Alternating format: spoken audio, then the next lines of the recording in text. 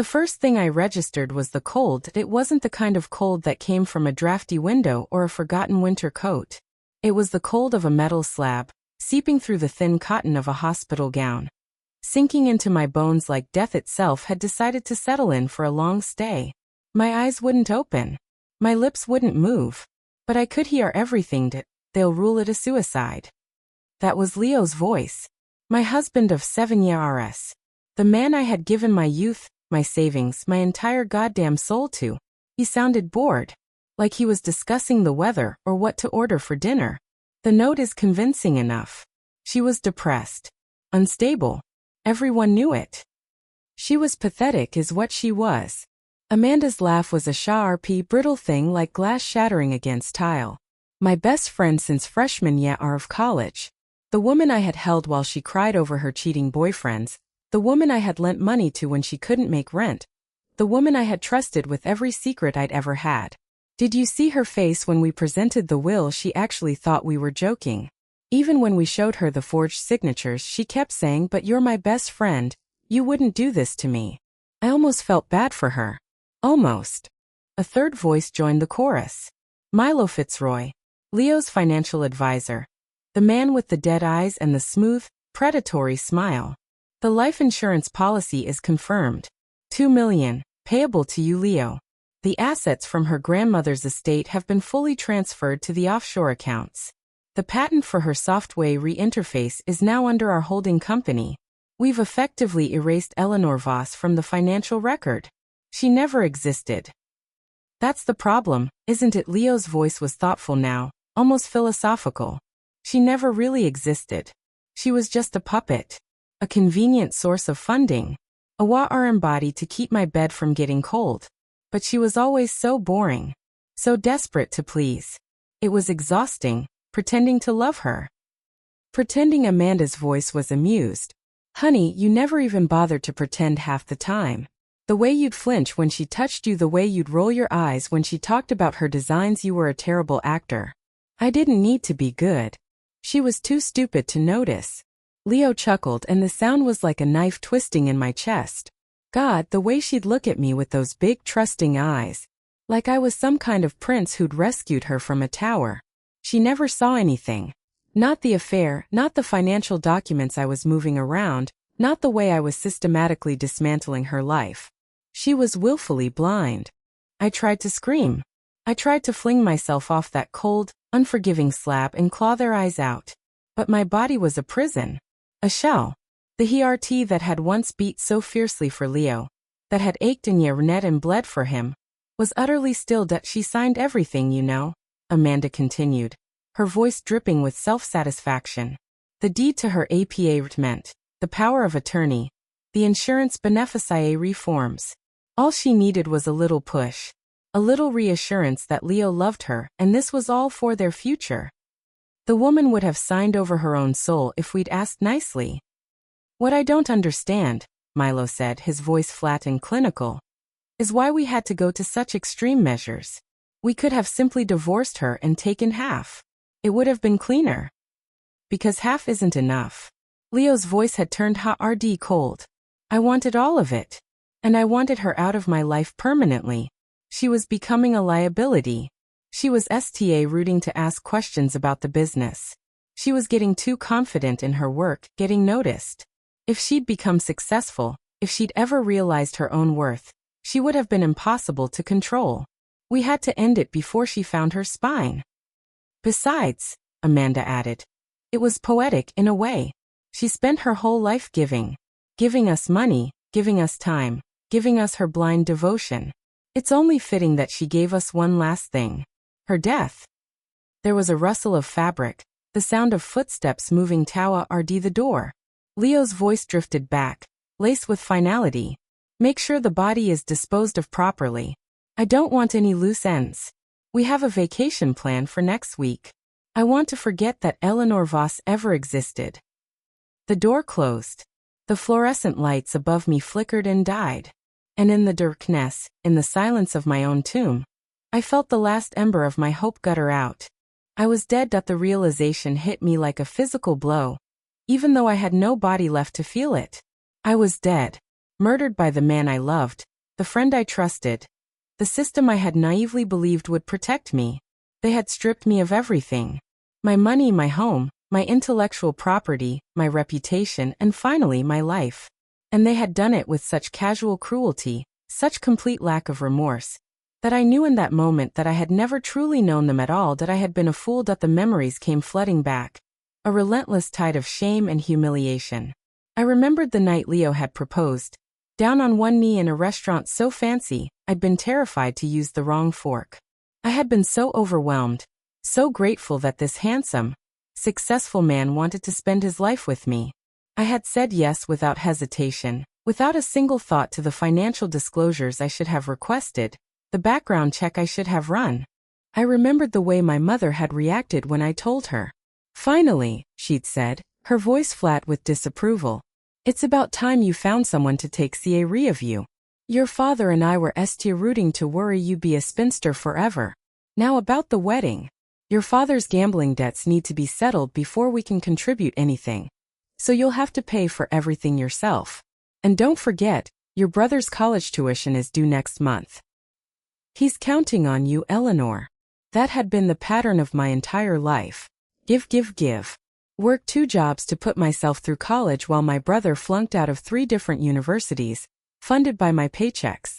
By my pa rents a new car because my father had lost theirs in a poker game. Support my mother's shopping addiction while she criticized my weight, my clothes, my choice of career. Pay for my brother's rent, his car payments, his expensive taste in electronics, while he sat on his couch and called me a sellout for working a corporate job. And through it all, I had smiled. I had nodded. I had assured them that I was happy to help.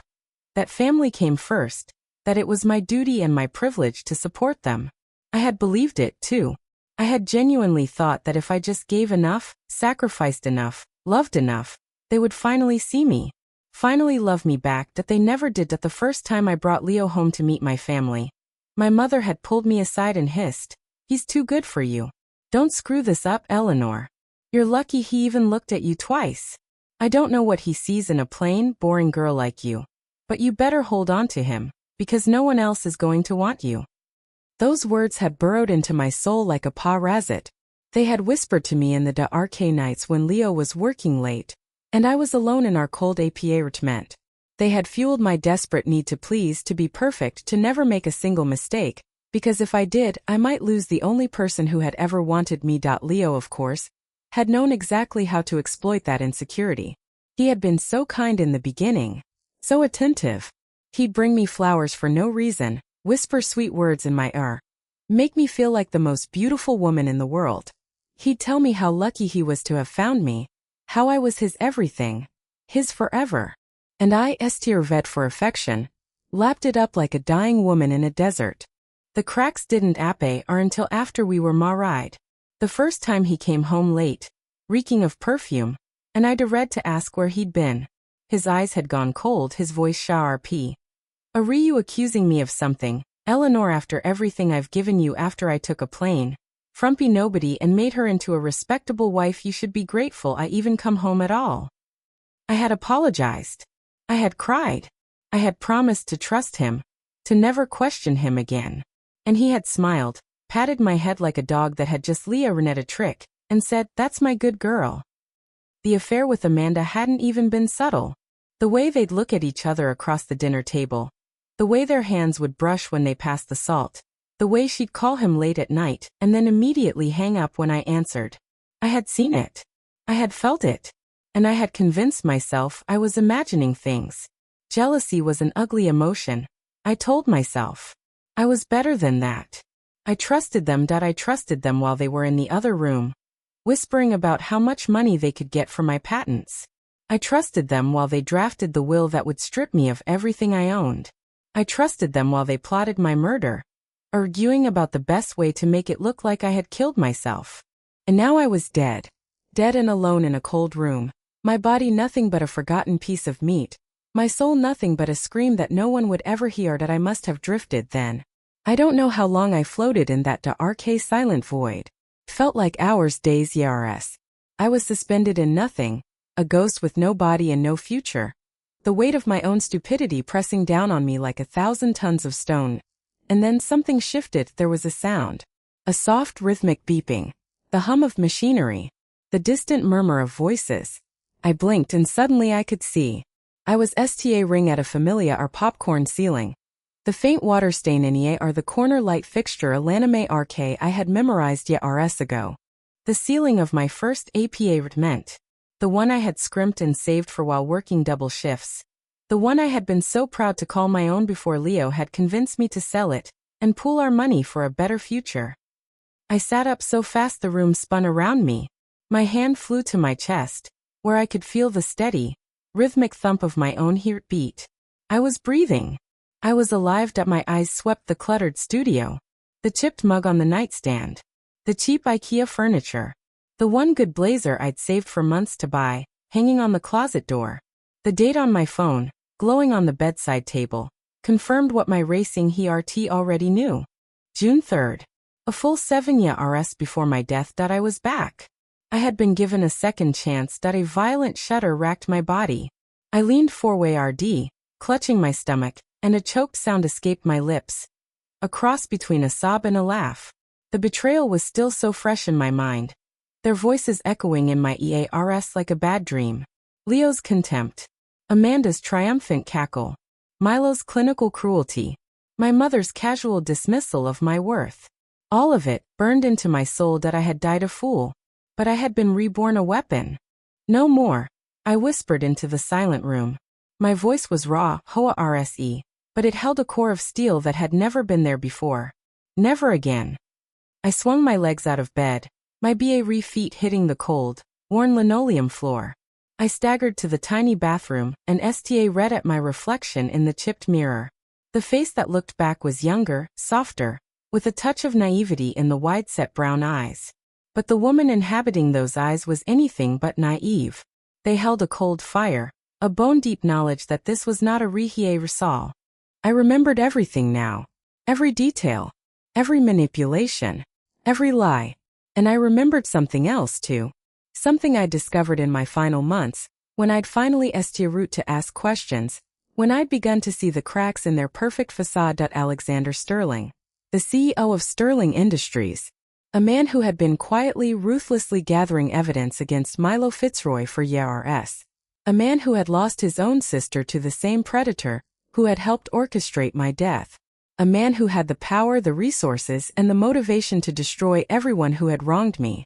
In my past life, I'd been too afraid to approach him, too beaten down, too convinced of my own worthlessness. But that woman was dead. The woman who stood in front of this mirror was someone else entirely.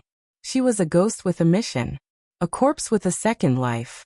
And she had nothing left to lose. I dressed quickly, pulling on a pair of cheap jeans and a simple white t-shirt.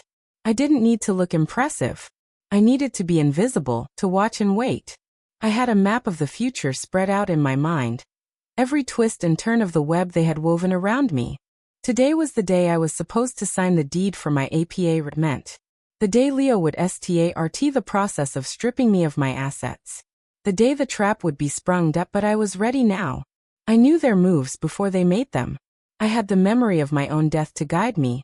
And I had a burning, righteous fury that made the old Eleanor look like a docile lamb. My phone buzzed. A text from Leo. I can't stop thinking about tonight. We're going to make so many wonderful memories together, Elle. Just think, it's the beginning of our forever. Winking face. I looked at the message with the dispassionate eye of a coroner examining a corpse. The manipulation was so clear to me now. The over-romanticized language. The empty promises. The smiley face mocking my gullibility. I typed a reply, my fingers moving with deliberate, calculated ease. I can't wait either, Leo. I'm so lucky to have you. See you at 6. I hit send and immediately felt a cold satisfaction. The noose was tightening, and he was the one who was about to find his neck in it. Another text, this time from Amanda. Girl, are you ready for tonight? I'm so happy for you and Leo. You two are just the absolute cutest. Pop quiz. Are we ring the blue dress or the red one? I need to know so I can match my makeup to your level of fabulousness. Kiss mark. I smiled at the screen, a smile that didn't reach my eyes. I was thinking of the blue one. It feels more me tonight. I want to feel comfortable and natural. The response was instantaneous. Oh honey, no. The blue is so blah on you. You need the red. It's your power dress. Don't sell yourself short. Trust me. When you walk in we ring that, every man in the room will be jealous of Leo. You have to we are the red. Face screaming in fear. In my past life, I would have caved. I would have worn the red dress. The one I'd bought with a credit card I couldn't afford to pay off because Amanda had said it would make me irresistible. I would have walked into the trap like a lamb to the slaughter, but that was the old Eleanor. The dead Eleanor. Change of plans, I murmured to myself, tucking the phone into my pocket. This time, we ring a remer. I walked to the closet and pulled out a simple black dress. Elegant, understated, and perfect for a woman who was about to start. I clipped a tiny, almost invisible camera to my bag, its lens aimed at the future scene of the crime. When Leo's call came, his voice was honey and arsenic. I'm downstairs, Elle. Come on down, princess.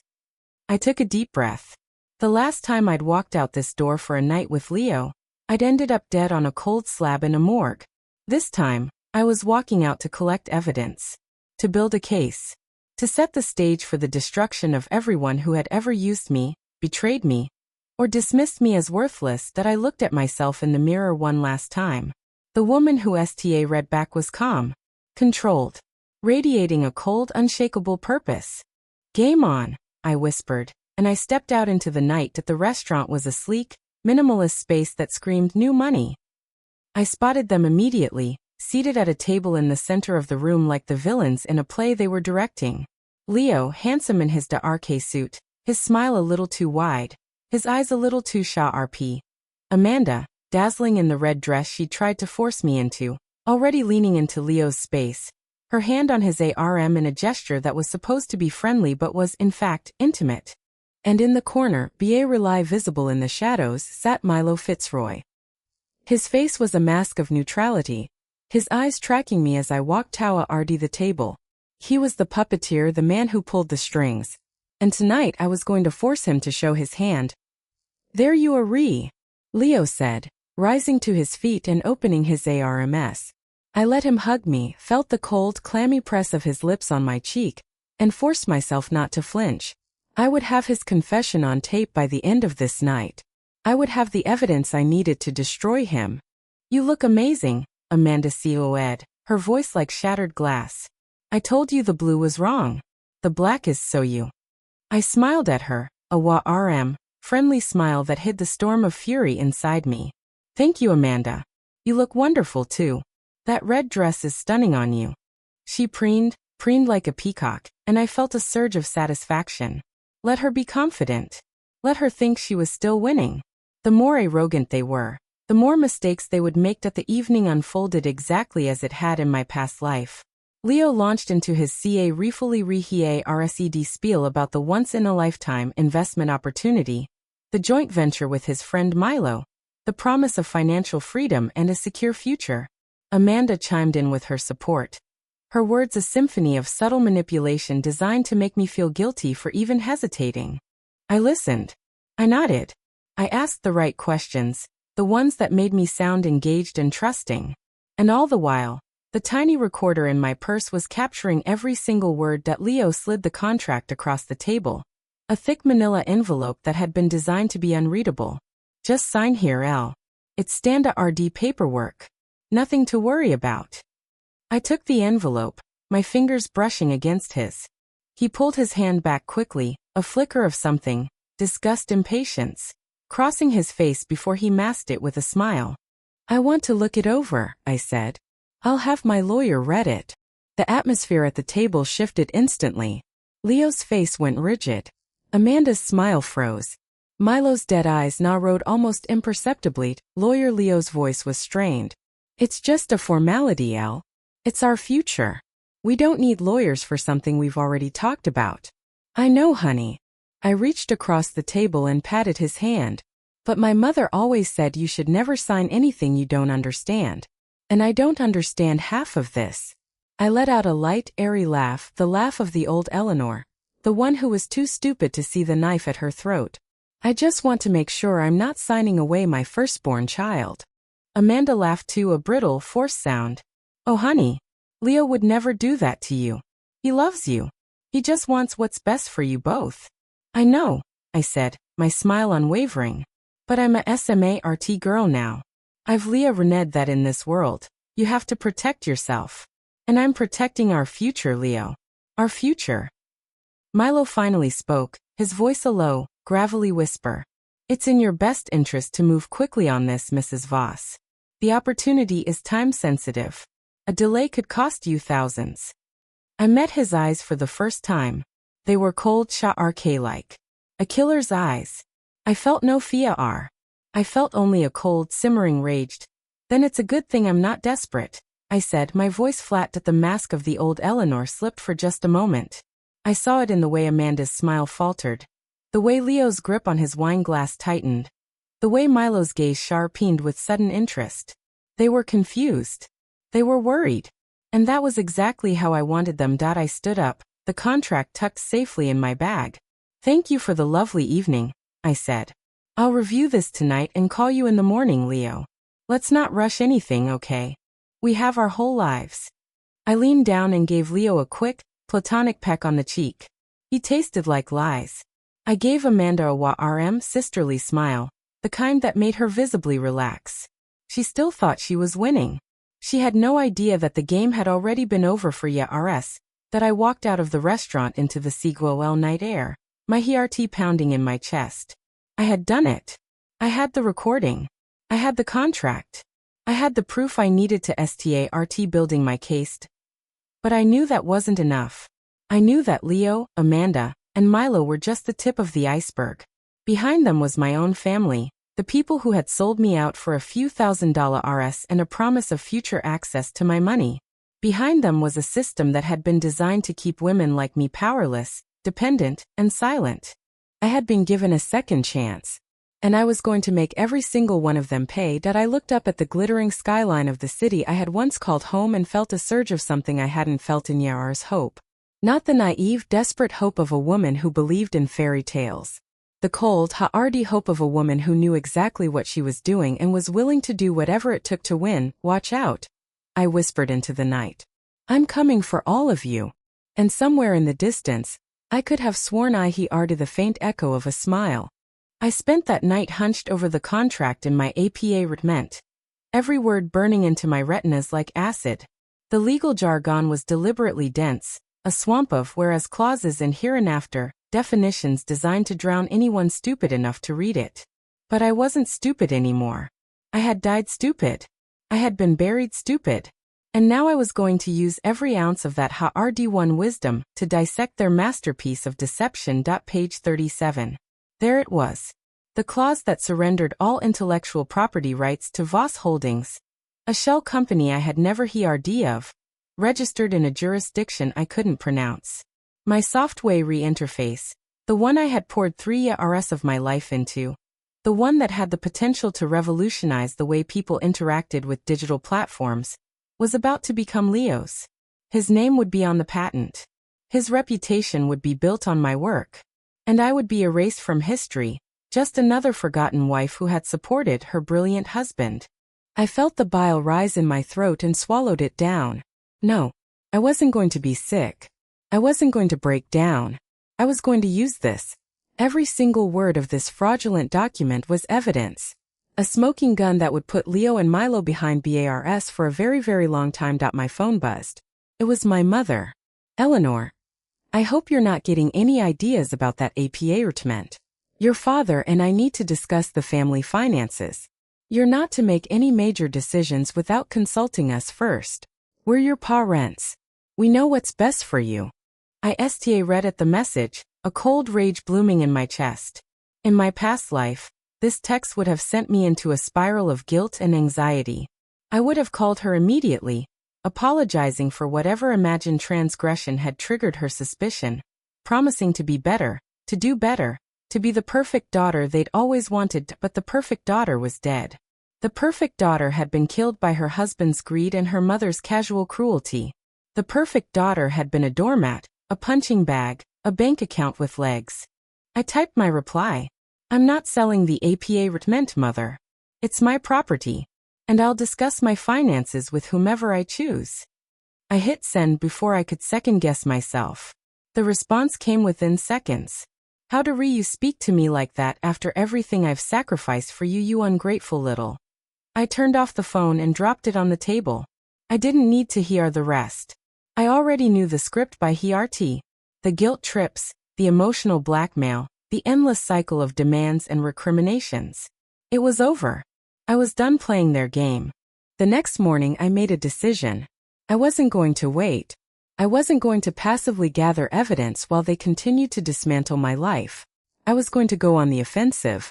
I was going to find the one person in this city who had the power to level the playing field. Alexander Sterling. The name alone sent a shiver down my spine. In my past life, he had been a distant figure, a myth, a man so far above my station that I had never even considered approaching him. But now I knew the truth. I knew about his sister Chloe. I knew about the predator who had destroyed her. And I knew that Alexander Sterling had been hunting Milo Fitzroy for years, gathering evidence, waiting for the right moment to strike. I just needed to convince him that I was an asset, not a liability. That I spent the next few hours preparing. I wrote a letter, formal and direct, outlining what I knew about Milo's operations and his connection to Chloe's death. I included a summary of the contract, the shell companies, the timeline of events. I didn't ask for a handout. I didn't beg for protection. I offered a partnership, a trade, my information for his resources, that I had it couriered to Sterling Tower with a note that I would be available for a meeting at his earliest convenience. Then I sat back and waited. The response came faster than I expected. A text from an unknown number. Mr. Sterling will see you today at 3 p.m. 49th floor. Don't be late. My heart hammered in my chest as I dressed for the meeting. I chose a sharp, tailored black pantsuit, a complete departure from my usual soft, pastel style. I pulled my hair back in a severe knot, making myself look older, more serious. I wanted to look like a woman who meant business. A woman who could not be dismissed. At Sterling Tower was a monolith of glass and steel that seemed to scrape the sky. The lobby was a cathedral of corporate power, all white marble and hushed whispers. I announced myself, and a silent, efficient assistant led me to a private elevator that whisked me to the 49th floor. The office took my breath away. One entire wall was a window, offering a panoramic view of the city I had once tried to conquer. The room was minimalist, all clean lines and muted grays, with pops of deep blue. It was the office of a man who valued control above all else. And then I saw him. Alexander Sterling was even more imposing in person than he was in his photos. He was tall, lean, with the kind of quiet, coiled power that came from absolute self-assurance. His dark hair was salted with gray at the temples, and his eyes were a deep, piercing blue that seemed to see straight through me. He was not a handsome man in the conventional sense. He was magnetic, the kind of person who commanded a room just by existing in it. Mrs. Voss. His voice was a low, resonant baritone that seemed to vibrate in my chest. He didn't offer his hand. He simply gestured to the chair opposite his desk. Sit. I sat. I met his gaze, refusing to be intimidated. Thank you for seeing me, Mr. Sterling. I appreciate your time. He leaned back in his chair, studying me with an intensity that made my skin prickle. Your letter was intriguing. I'm a busy man. I don't have time for games. So I'll ask you once. Why did you come to me? What makes you think I would help you? I reached into my bag and pulled out a folder I had read. I slid it across the desk. Inside you'll find evidence that Milo Fitzroy is not just a fraud. He's a predator. He targets vulnerable women. He worms his way into their lives, steals their assets and then destroys them. He was the financial advisor to your sister, Chloe. I have proof. Alexander's face remained a mask of stone, but I saw it. The flicker in his eyes, the tightening of his jaw, a flash of raw, visceral pain quickly suppressed. He opened the folder, his eyes scanning the pages. The silence stretched between us, broken only by the distant hum of traffic below. When he finally spoke, his voice was fully controlled. These are serious allegations, Mrs. Voss. You're accusing a man of not just fraud, but of contributing to the death of my sister. Do you have any idea what that would mean for you if you're wrong? I'm not wrong, I said, my voice steady. The connections are circumstantial now, but they're there. The shell companies, the timeline, the financial patterns. And I have more. A recording of Milo and my husband discussing how to defraud me. I can get them to incriminate themselves further, if I have the right support. I just need protection. And a legal team that can match their ruthlessness. He closed the folder and fixed me with that piercing gaze again. 2 questions. First, what's in this for you? What do you want? I met his eyes without flinching. I want them to pay. Every single one of them. My husband, my best friend, my financial advisor, my family. I want to take everything from them. Everything they took from me. I want them exposed, humiliated, and ruined. That is my only goal. He nodded slowly. Second, why me? There are other men in this city with resources. Why not a divorce attorney? Why not the police? I leaned forward, my voice dropping to a near whisper. Because, Mr. Sterling, I have died once. I trusted the wrong people, and I was destroyed. I know what it's like to be dead, and still have your name dragged through the mud. And I know that the only way to truly win against men like Milo is to beat them at their own game. I need a man who has beaten them.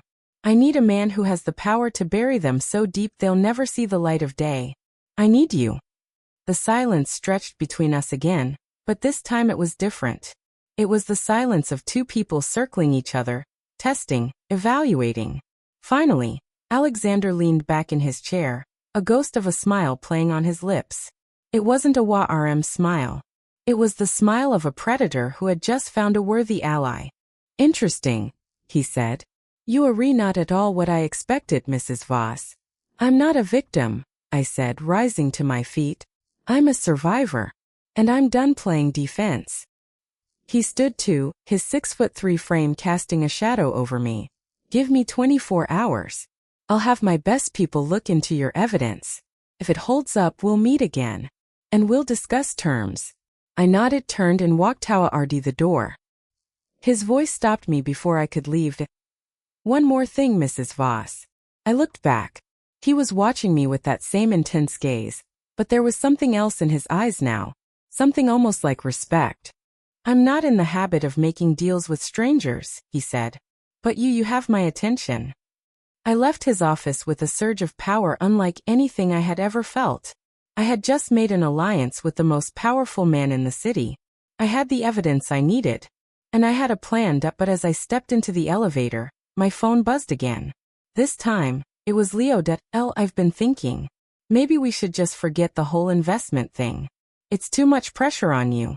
I just want to focus on us. You and me against the world. I read at the message, a cold smile spreading across my face. He was backpedaling. He had sensed something was wrong, and now he was trying to salvage the situation. The man who had plotted to kill me was now trying to convince me that he loved me, that it was pathetic. It was transparent. And it was exactly the opening I needed. That I typed my reply. I think that's a wonderful idea, Leo. Let's just focus on us. Why don't we have dinner tonight, just the 2 of us? No contracts, no business. Just us. His response was immediate. I'd love that, Elle. I'll make reservations at that place you love. The one with the candles. I pocketed the phone and stepped out of the elevator into the gleaming lobby. The game was about to change. He thought he was reeling me back in, but I was the one setting the trap now. Tonight I would play the adoring wife. I would smile and laugh and make him believe that everything was fine. And while he was busy congratulating himself on his manipulation, I would be gathering the final pieces of evidence that would destroy him. I walked out of Sterling Tower into the cool afternoon air, my heart pounding with a fierce, exultant joy. I had come so close to losing everything. I had been stripped of my dignity, my money, my reputation, and finally my life. But I had been given a second chance. And this time, I was going to make every single one of them pay. The sun was setting over the city, painting the sky in shades of gold and crimson. I looked up at the glittering towers and felt a surge of determination that burned brighter than any Enjoy your last night of freedom, I whispered into the wind. Because tomorrow everything changes. And somewhere in the distance, I could have sworn I heard the faint echo of a laugh. The sound of a ghost who had finally found her voice. The restaurant Leo chose was a small, intimate place tucked away in a corner of the city that screamed old money. Candlelight flickered against exposed brick walls, and the murmur of quiet conversation created a kakao and of false intimacy. It was the kind of place where couples came to celebrate anniversary, to whisper promises they didn't intend to keep, to pretend that love was enough to bridge the chasms between them. That I had loved this restaurant once. I had sat at this very table on our first anniversary. Tears streaming down my face as Leo told me he would love me until the end of time. I had believed him. I had been so desperate to believe him that I had ignored every red flag, every warning sign, every instinct that screamed at me to run. Now I sat across from him with a smile on my face and a recording device in my purse, and I felt nothing but cold, crystalline air. "You look beautiful tonight, Elle," Leo said, reaching across the table to take my hand. His fingers were warm, his touch familiar. In another life, that touch would have made my heart flutter. Now it made my skin crawl. "Thank you, Leo." I squeezed his hand, letting my eyes go soft and adoring. The performance was exhausting, but it was necessary. "I've missed this. Just us. No business, no stress. Just us." His smile flickered for just a moment, a crack in the mask. He was nervous. I could see it in the way his eyes root around the room, the way his thumb tapped an anxious rhythm against the tablecloth. He was waiting for something, expecting something. The old Eleanor would have asked him what was wrong. The new Eleanor simply watched and waited. "About the contract," he began, and I felt my stomach tighten. Here it came.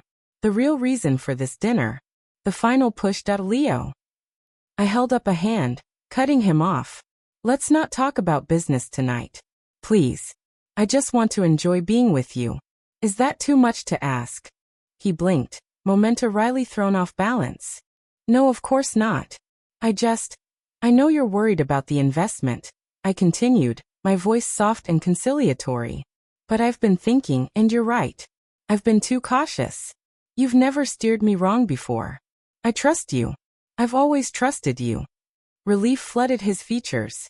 The tension in his shoulders eased. He leaned forward, his eyes bright with renewed confidence. "So you'll sign?" "I'll sign," I said, and watched the triumph bloom in his eyes. "But I want to do it properly. I want to have a lawyer look it over first. Just a formality. For my peace of mind." The triumph flickered, faded. "A lawyer, Elle, we've been over this. We don't need Leo."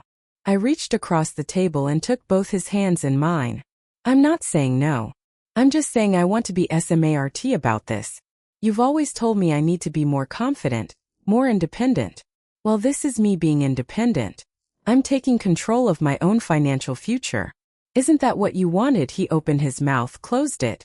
The trap was closing around him and he could feel it. But he couldn't argue with my logic without admitting that he didn't actually want me to be independent. He wanted me to be obedient. He wanted me to be a puppet. "Of course, Elle," he said finally, his voice strained. "Of course I want you to be independent.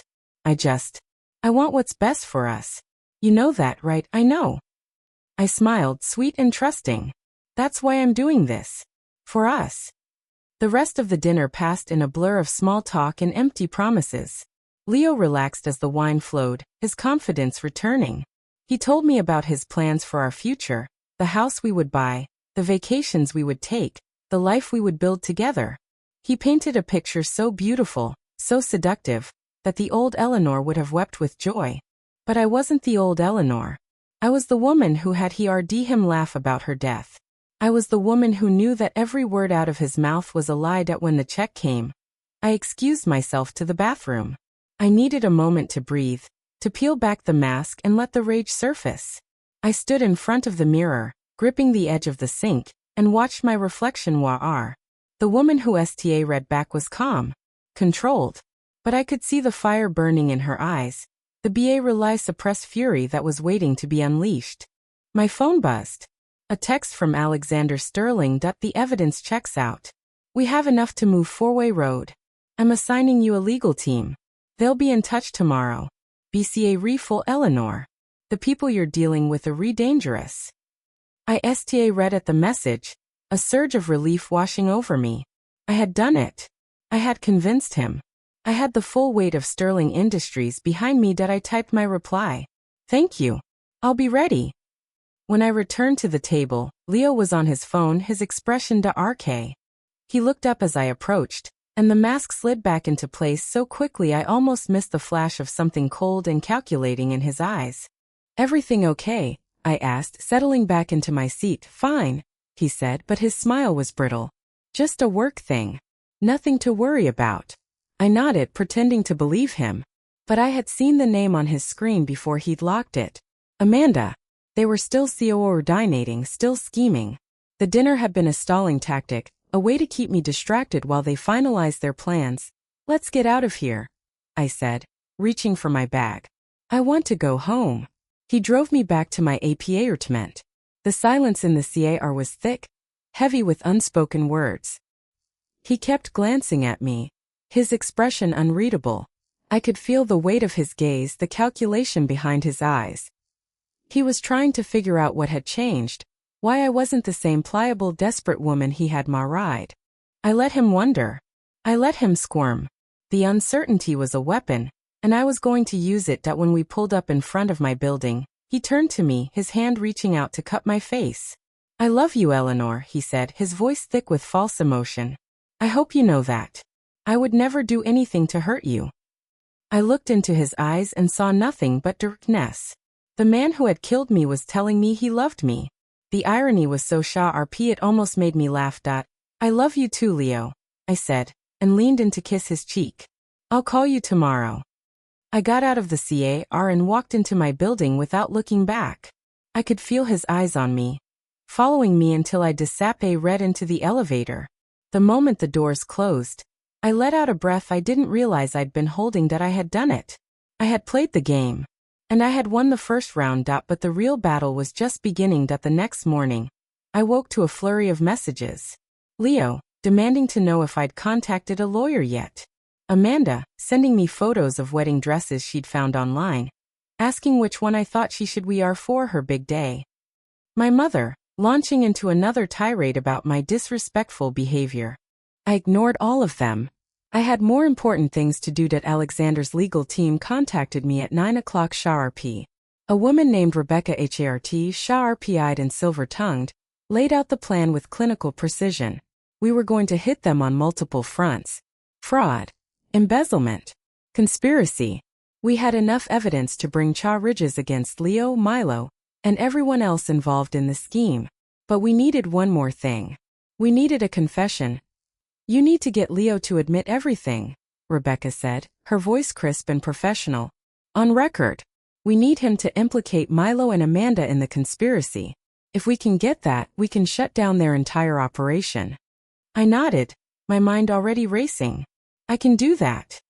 Betrayal, Eleanor. Her tone softened slightly. These people are cornered animals. When they realize what's happening, they'll lash out. You need to be prepared. I've been prepared my whole life, I said, and ended the call. I spent the morning preparing. I knew Leo's weaknesses. His ego. His arrogance. His belief that he was ruder than everyone else. All I had to do was push the right buttons, and he would start talking. I texted him. I've been thinking about what you said last night. I want to meet. Just us. There's something I need to tell you.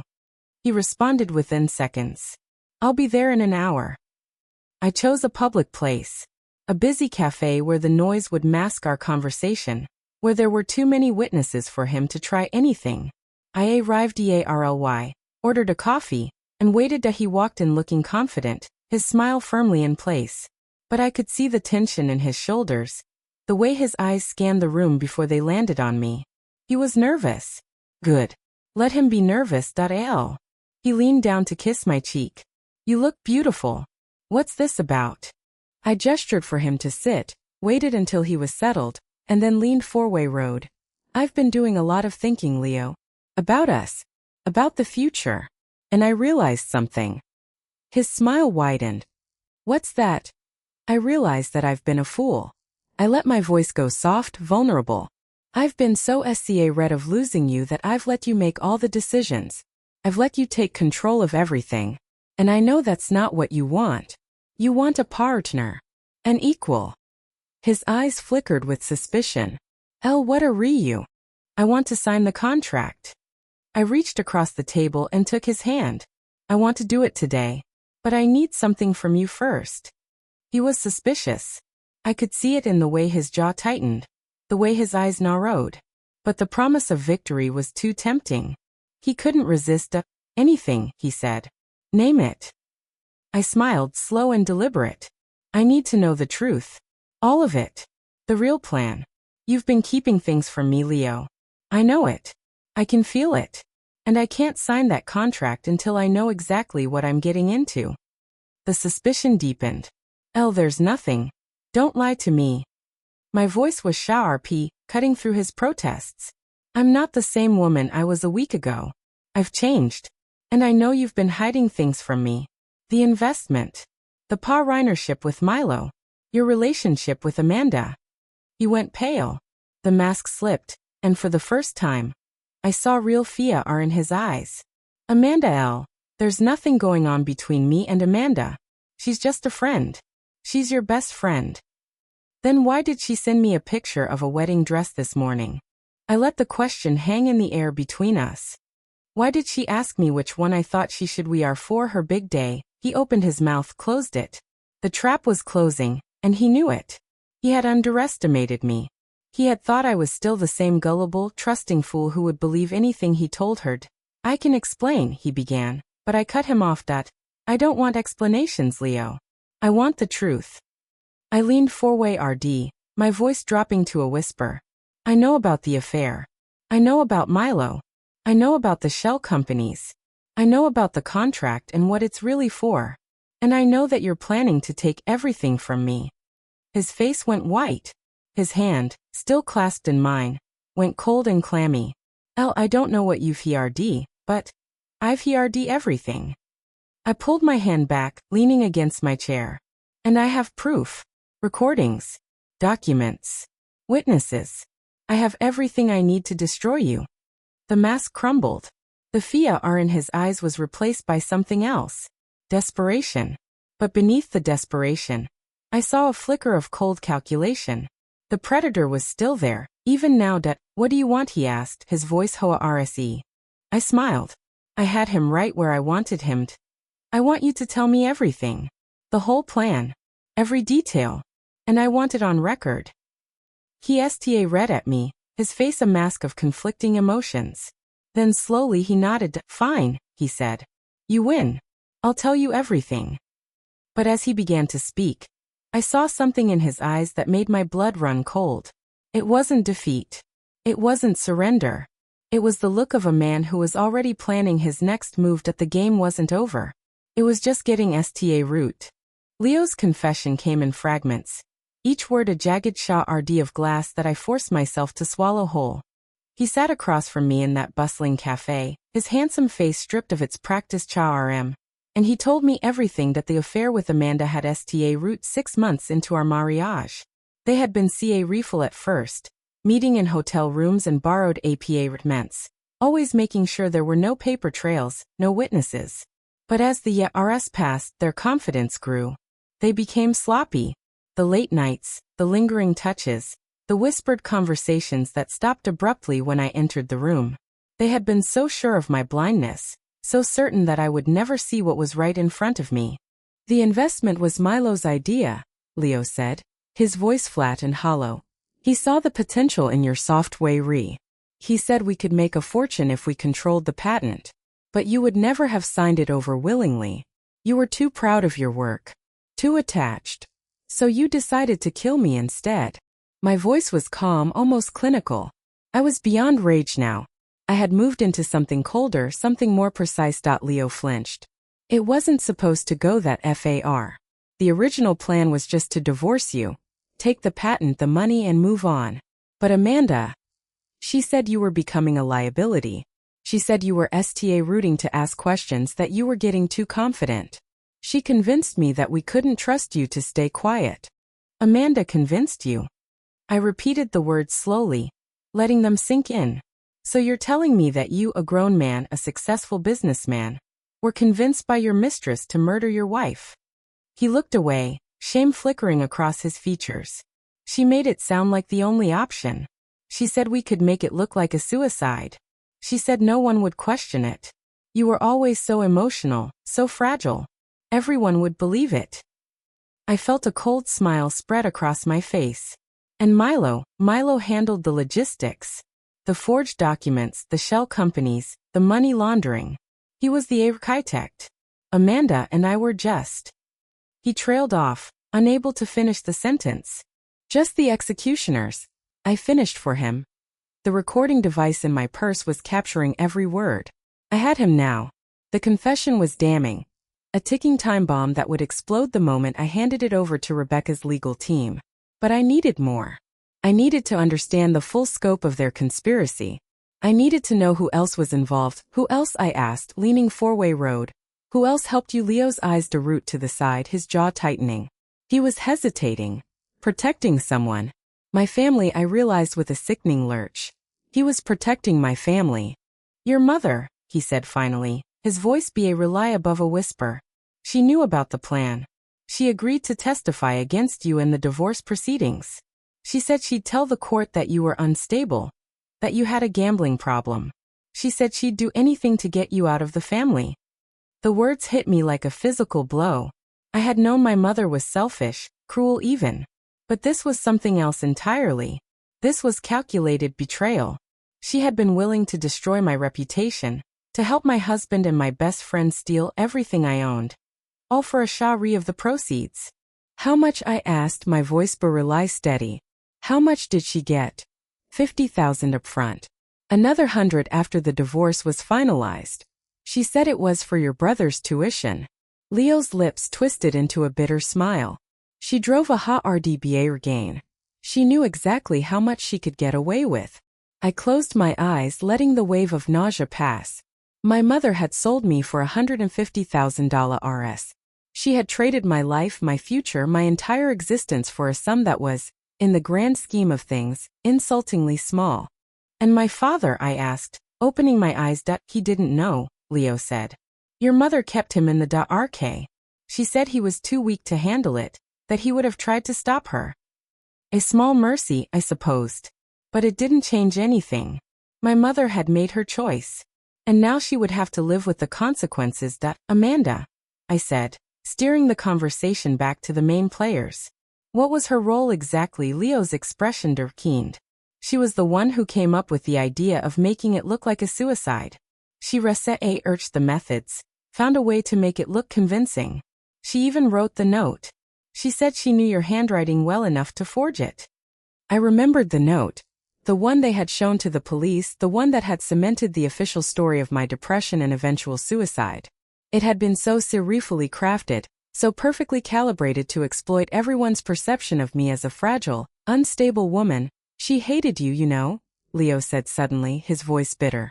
She was jealous of you from the moment we met. You had everything she wanted. The talent, the potential, the ability to make something of yourself. She couldn't stand it. So she decided to destroy me. I shook my head slowly. And you let her. You let her destroy your wife, the woman who loved you more than anything in the world. Leo's eyes met mine, and for a moment, I saw something that might have been regret. But it was gone in an instant, replaced by the cold, calculating mask I knew so well. I made a choice, he said. I chose money and power over love. And I would do it again. The confession hung in the air between us, a testament to the monster I had married. I had expected to feel something at his words. Anger maybe. Sadness. Even despair. But all I felt was a deep, abiding relief. The last vestiges of the love I had once felt for him crumbled to ash. He was nothing to me now. Less than nothing. I reached into my purse and pulled out the recording device. I held it up so he could see it, watching his face go pale as the realization dawned. You've been recording this, he said, his voice hoars every word. I smiled, and it was the smile of a woman who had just won a war.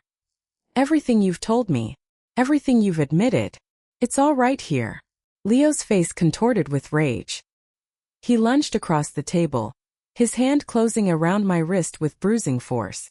Give me that, he snarled. his voice low and threatening. Give it to me, Eleanor. Or I swear to God I'll. You'll what? I asked, my voice calm and steady. Kill me. You've already tried that, Leo. And look where it got you. The cafe had gone quiet. People were sta ring. A barista was reaching for her phone, her face etched with concern. I saw the moment Leo realized he had made a terrible mistake. He released my wrist and sat back, his face a mask of controlled fury. This isn't over, he said, his voice shaking with rage. Do you hear me? This isn't over. I will destroy you, Eleanor. I will take everything you love and burn it to the ground. You think you've won. You have no idea what you've sta root. I stood up, tucking the recorder safely into my bag. I know exactly what I've sta root, I said. I've sta root the process of taking back my life. And you, Leo, are we going to watch me do it? I walked out of the cafe, without looking back. The city air hit my face, CO Ellen fresh, and I felt a surge of freedom unlike anything I had ever experienced. I had his confession. I had the evidence I needed. The game was almost over. But I knew Leo wasn't going to go down quietly. He had too much to lose, and he was too arrogant to accept defeat. He would fight back. He would try to destroy me. And I needed to be ready. I called Rebecca Hart as soon as I got home.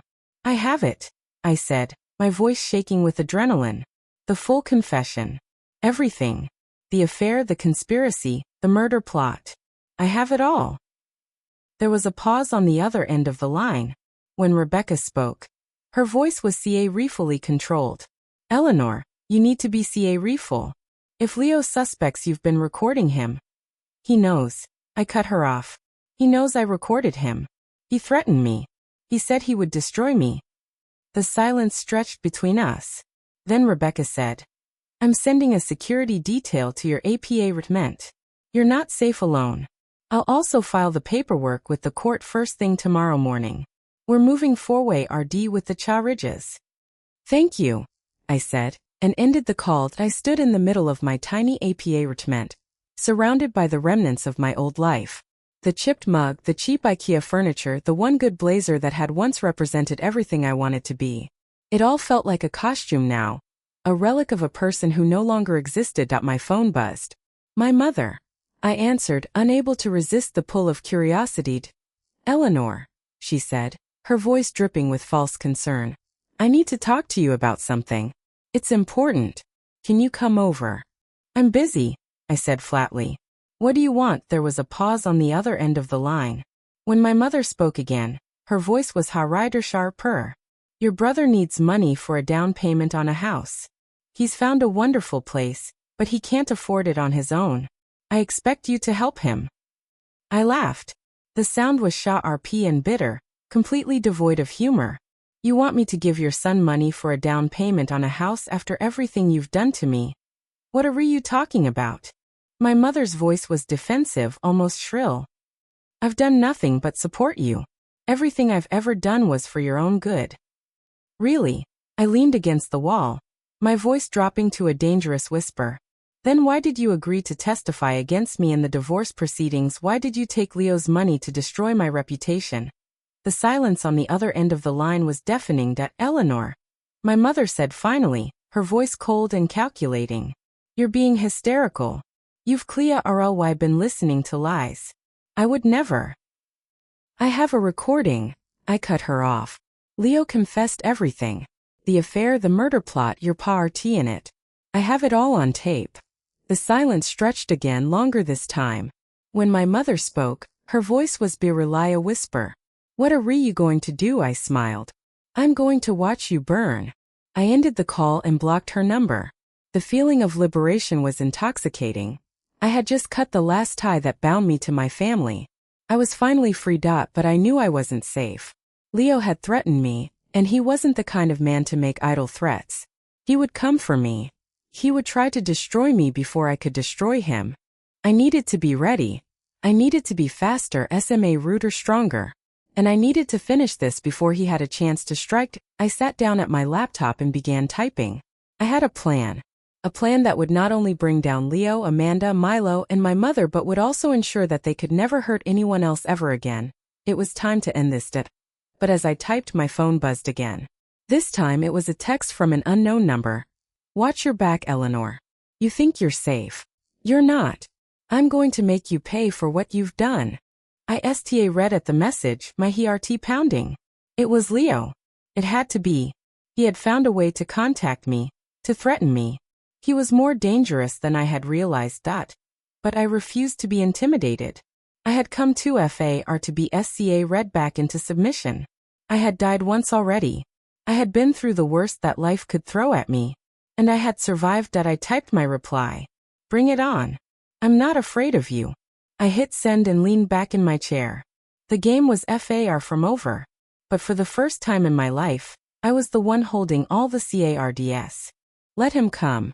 Let him try to destroy me. I was ready. And I was going to win. The morning of the trial dawned gray and cold. The sky bruised with clouds that promised rain. I stood at the window of my apartment, watching the city stir to life below, and felt a strange sense of calm settle over me. It was the calm of a woman who had already faced the worst and survived. The calm of a ghost who had clawed her way back from the grave and was finally ready to claim her revenge. The security detail Alexander had assigned to me was already in place, two silent, watchful men who flanked me as I left the building. The drive to the courthouse was a blur of gray streets and flashing lights. I read out the window, my mind drifting back to the night I had first woken up in this timeline, the chipped mug on my nightstand, the water stain on the ceiling, the smell of antiseptic that had clung to my memory like a shroud. That woman was gone now. The woman who had been so desperate for love that she had accepted crumbs in exchange for her soul. In her place stood someone else entirely. Someone who had read that the only person worth fighting for was herself. That the courthouse was a towering gray building, cold and impersonal. The kind of place where lives were dissected and justice was dispensed in cold, clinical terms. I walked through the metal detectors, past the rows of reporters who were already gathering, their cameras flashing like hungry eyes. Leo's lawyers had tried to suppress the story, but Alexander's team had made sure it leaked. The whole world was about to see the truth. Rebecca Hart was waiting for me outside the courtroom. She was dressed in a RP black suit, her silver hair pulled back in a severe bun. Her eyes were RP, assessing, and when she saw me, she allowed herself a small, tight smile. Ready? She asked. I nodded. Ready. We walked into the courtroom together. The gallery was packed. I saw Amanda in the front row, her red dress replaced by a conservative navy suit. Her face was pale, her eyes darting around the room like a trapped animal. Beside her sat Milo, his expression as blank and unreadable as ever. And in the corner, huddled in a seat near the back, was my mother. She looked old suddenly, her usual bravado replaced by a nervous, fidgeting energy. Leo was already seated at the defendant's table, flanked by his legal team. He looked haggard, the hollows under his eyes arcane and pronounced.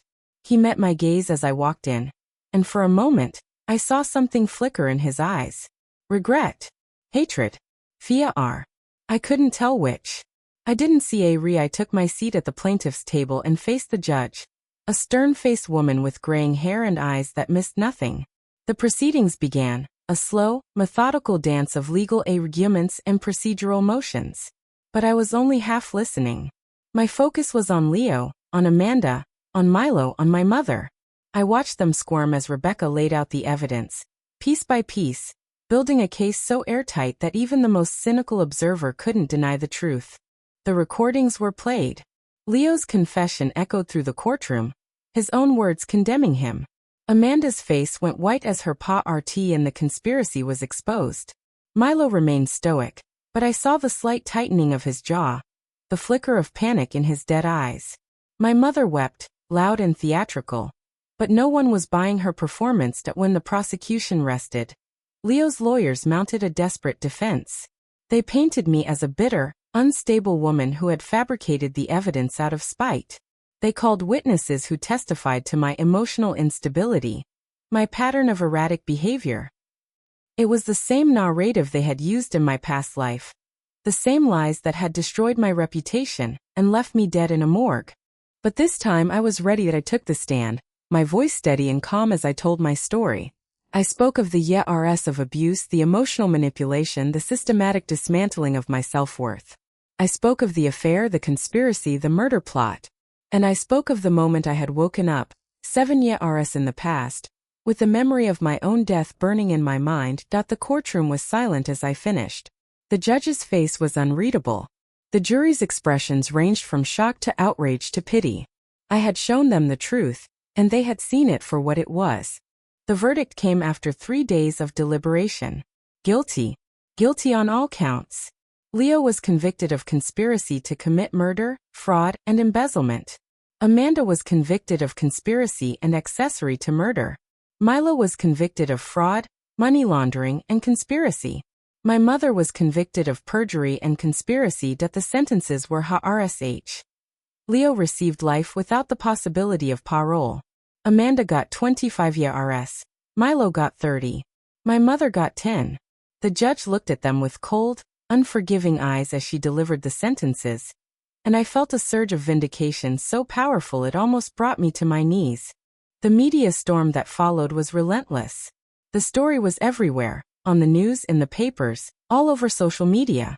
The world had watched as the woman who had been vilified and destroyed rose from the ashes to claim her revenge. The sympathy was overwhelming, the outrage palpable, but I didn't let it consume me. I had work to do. With Alexander's help, I reclaimed my patents and rebuilt my company. The software interface I had designed became a global phenomenon, revolutionizing the tech industry and making me one of the wealthiest women in the world. I was featured on magazine covers, invited to speak at conferences, celebrated as a symbol of resilience and strength. But I never forgot where I had come from. The chipped mug that had sat on my nightstand, the water stain on the ceiling, the cold slab in the morgue.